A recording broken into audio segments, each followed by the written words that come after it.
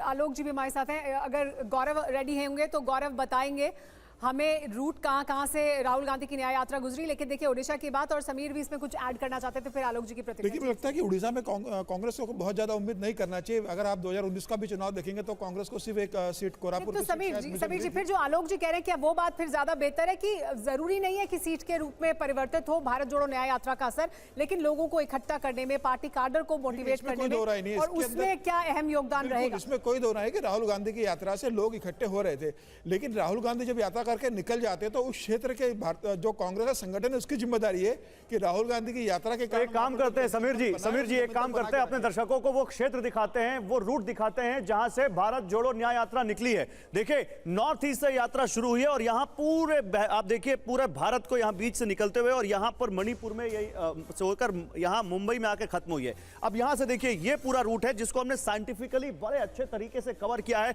आप देखिए मणिपुर, आइए जरा यहां पर दिखाइए, मणिपुर में देखिए मणिपुर से होते हुए इंफाल, फिर कोहिमा, जोरहाट, ईटानगर, फिर दिसपुर, गुवाहाटी यानी पश्चिम बंगाल के बाद कूच बिहार, सिलीगुड़ी, फिर बिहार में घुसती है अररिया, पूर्णिया, फिर आती है यहां पर मुर्शिदाबाद पश्चिम बंगाल में, फिर झारखंड में आती है, झारखंड से आते हुए फिर देखिए ये धनबाद, और उसके बाद रांची, जमशेदपुर, झारसुगुड़ा, फिर ये छत्तीसगढ़ में आते हैं। छत्तीसगढ़ के बाद फिर यहां से वो अंबिकापुर, सासाराम और बिहार में घुसते हैं और फिर यूपी आते हैं। यूपी में ये यहां पे आते हैं प्रयागराज, फिर अमेठी, रायबरेली, फिर लखनऊ होते हुए फिर बरेली, अलीगढ़, आगरा, फिर धौलपुर होते हुए फिर देखिए मध्य प्रदेश में आते हैं, राजस्थान से मध्य प्रदेश में ग्वालियर, फिर गुना, फिर उसके बाद उज्जैन, बांसवाड़ा, गुजरात में आते हैं दाहोद, मांडवी, मालेगांव, महाराष्ट्र में आते हैं ठाणे और फिर मुंबई। तो ये जो आप देख रहे हैं ये पूरा एक रूट जो हमने बनाया है 6700 किलोमीटर से ज्यादा का, जहां से राहुल गांधी गुजरे, जहां पर 89 सीट्स का आज हम आपको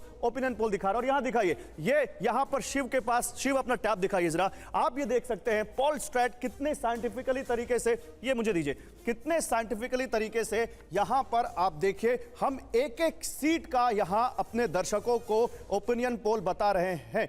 आप देखिए कैसे यहां पर हम वोट शेयर बता रहे हैं, हम वोट शेयर भी बता रहे हैं। हम लैपटॉप ये देखिए, अब ये भी देखिए, ये दिखाइए जरा यहां पर, ये देखिए ये रूट पूरा हम बता रहे हैं। इसमें ये कलर्स क्या डिफाइन कर रहे हैं शिव, जो ये कलर्स हैं? जी आप देख सकते हैं जहां जहां डार्क कलर हो रहा है चाहे किसी भी रंग का हो, वहां पे vote share, vote gap between winner party and runner up party काफी ज्यादा आ रहा है हमारे ओपिनियन पोल में। जहां जहां लाइट कलर्स आ रहे हैं वहां पर आप कह सकते हैं फाइट बहुत क्लोज है और वो बैटल ग्राउंड सीट्स हैं, जैसे ही कलर लाइट होता है। यानी एक एक सीट का आपके पास यहाँ पर हाल है? एक एक सीट का है, उसमें असेंबली सेगमेंट का भी है, असेंबली सेगमेंट्स का भी है।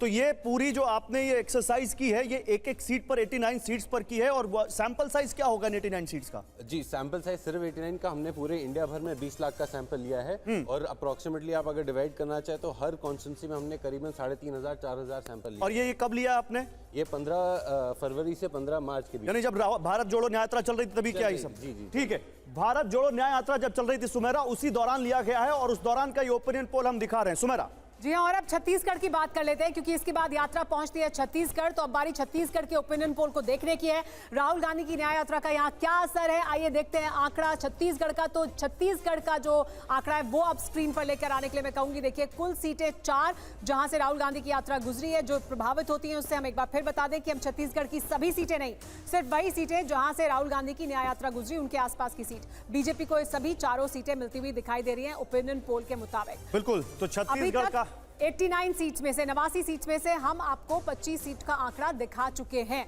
और 25 सीट में से एनडीए को 19 मिल रही है, इंडिया को 5 और अन्य के खाते में 1 सीट जा रही है। लेकिन उससे पहले सांगली का नतीजा बता देते हैं। हमारा सांगली का ओपिनियन पोल क्या कहता है? दर्शक बड़ी देर से देख रहे होंगे, रविंद्र पाटिल ने सवाल पूछा था। शिव क्या है सांगली का आपके पास ओपिनियन पोल? सांगली में इंडिया अलायंस अभी जीत रही है फिलहाल, करीबन 44.5% उनको वोट मिल रहा है। यहाँ पे एनडीए को करीबन 40% वोट है। यहाँ पे भी अनडिसाइडेड वोट 15% के करीब है। बहुत बड़ा नंबर है तो जी, ये कहीं भी जा सकता है। ठीक है, तो सांगली में फिलहाल इंडिया अलायंस आगे दिख रहा है। यहाँ पर एक बड़ी बात यहाँ पर कही थी राजेश जी ने, आलोक जी आप उसका जवाब देना चाहेंगे क्या? परसेप्शन बिल्डिंग में, नैरेटिव बिल्डिंग में कहीं ना कहीं राहुल गांधी पीछे रह जा रहे हैं, उसका भी असर दिख रहा है? देखिए परसेप्शन बिल्डिंग कैसे होता है? परसेप्शन बिल्डिंग केवल और केवल एक राजनीतिक दल नहीं कर सकता है। परसेप्शन बिल्डिंग में तमाम चीजें हैं।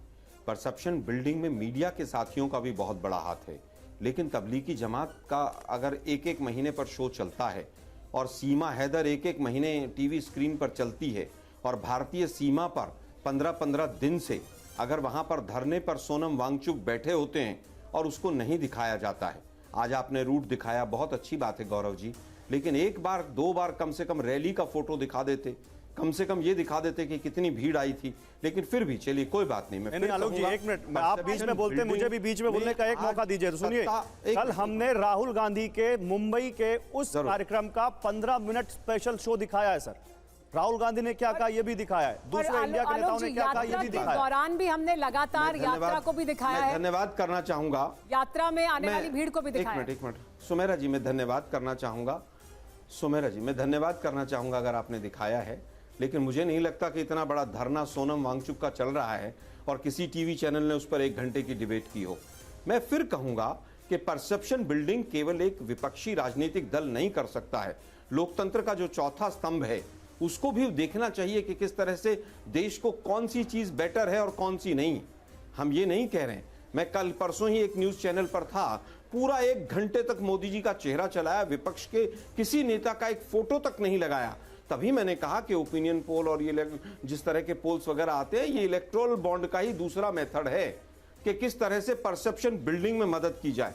अभी तक आपने ये नहीं बताया कि 89 सीट्स में थे, हमारे पास कितनी सीट थी पिछली बार? हमारे पास हम दहाई के आंकड़े में भी नहीं थे, और ये ज्यादातर टफ सीट हैं। बिहार हो, उत्तर प्रदेश हो, तमाम चीजों के अंदर हम वो सीटें भी बताएंगे, उस पर चर्चा भी करेंगे, वो भी बताएंगे कि 2019 में क्या स्थिति थी और अभी क्या स्थिति है। और अभी हम ये भी लगातार कह रहे हैं कि देखिए अभी तो स्थिति और बदल सकती है। मैं फिर कहूंगा, देखिए सुमेरा जी मैं फिर कहूंगा, जहां पर 3% 2% वोट का डिफरेंस है, अभी महाराष्ट्र की एक सीट का जिक्र हुआ, और अनडिसाइसिव वोट 15, 16, 17% है, तो ये ओपिनियन पोल कहीं ना कहीं आज उसको 1-2% और बढ़ाने में मदद करेंगे। रियलिटी नहीं है ये, इसीलिए तो बीजेपी जीत ही रही है। नहीं, इसीलिए तो आप क्या 2019 में, एक मिनट अंतिम बात कहना चाहूंगा, 2019 में चीन ने हमारी भूमि नहीं कब्जाई थी, 2019 में किसान आंदोलन नहीं था, 2019 में मणिपुर नहीं था। तो जाहिर सी बात है, आप जिन बातों को कह रहे हैं उन बातों को सोच के भी तो लोगों का ओपिनियन बना होगा। अल्टीमेटली चीन के पोल नहीं होंगे सर, पोल तो इंडिया में ही होंगे। तय तो यही होगा कि इंडिया जीतेगा, एनडीए जीतेगा। आप जो बातें कह रहे हैं वो लोगों के जहन में होगी अगर, तो जाहिर सी बात है उनके ओपिनियन बिल्डिंग में वो मदद करेगा। अजय आलोक बीजेपी से जुड़ चुके हैं, उनसे भी बात करते हैं, लेकिन बलिया सीट से हमारे एक दर्शक जानना चाहते हैं कि क्या होगा वहां का ओपिनियन पोल। शिव आप तैयार रखिएगा। लेकिन अजय आलोक, हम राहुल गांधी की भारत जोड़ो न्याय यात्रा का रूट मैप पर ओपिनियन पोल कर रहे हैं। 89 सीट्स हैं, इसमें से अभी तक 26 सीटें हमारे 25 सीटें हैं, जिसमें 19 पे एनडीए, इंडिया 5 पर और 1 पे अदर्स। कांग्रेस पार्टी से ओपिनियन पोल को मानने के लिए तैयार नहीं है। आपकी क्या प्रतिक्रिया है? देखिए, ऐसा है कि जितनी भी आपने सीटें दी है ना, अभी मैं आलोक भाई की बात सुन रहा था, कह रहे थे कि परसेप्शन बिल्डिंग सिर्फ राजनीतिक दल नहीं कर सकता है, मीडिया का ये बहुत बड़ा रोल है। किसी का रोल नहीं है भाई साहब, रोल आपके जबान का है। आपकी जबान क्या कहती है, क्या आप बोलते हैं जनता को, उससे परसेप्शन बनता है कि आपकी मानसिकता क्या है। सुनिए जरा जॉर्ज पुनैया साहब के साथ राहुल गांधी का ये कॉन्वर्सेशन सुनिए और उसके बाद अपना परसेप्शन बनाइए। हम शक्ति से लड़ रहे हैं।